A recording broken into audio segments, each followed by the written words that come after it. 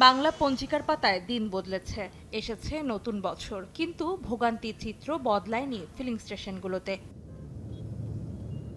যাপিত জীবনে বৈশাখের প্রাণের উৎসবকে পাশ কাটিয়ে জীবন বাস্তবতায় ফিলিং স্টেশনেই কারো অপেক্ষা রাত 3:30 থেকে, কেউ বাবার লাইনে দাঁড়িয়েছেন ভোরের আলো ফোটার আগেই। ভোর 4টায় দাঁড়াইছি, এখনো পর্যন্ত তো ঢুকতে পারি নাই। 10 সেকেন্ডের বিনিময়ে বড় ভাই একটু হালকা বাইকটা ঘোরাতে গিয়ে আমার 10টা বাইকের পিছনে পড়ে গেছে।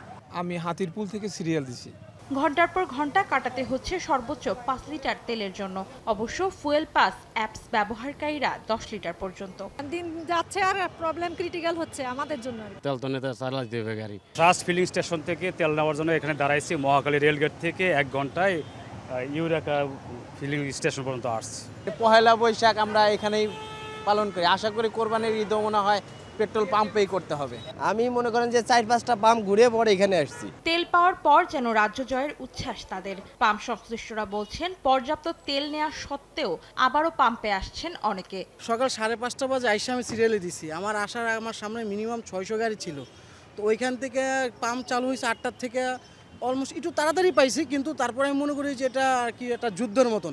দেশেরও একটা ক্রাইসিস চলতেছে, এই অবস্থায় তো আমাদেরকেও সাহায্য আগে বাড়তে হবে। পর্যাপ্ত তেল বাংলাদেশে আছে, মানুষের কিছুটা হলো আতঙ্ক, কিছুটা হলো গুজব। আজকে থেকে একেবারে কড়া নির্দেশ, সিরিয়াল ছাড়া কোনো গাড়ি আমরা তেল দিচ্ছি না।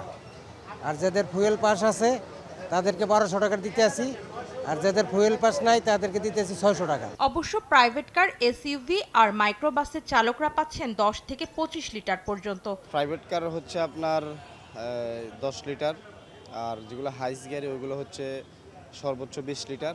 উল্টাভাবে কোনো গাড়ি ঢুকবে না, ভিতরে প্রবেশ করবে না, সবাইকে এক লাইনে আসতে হবে।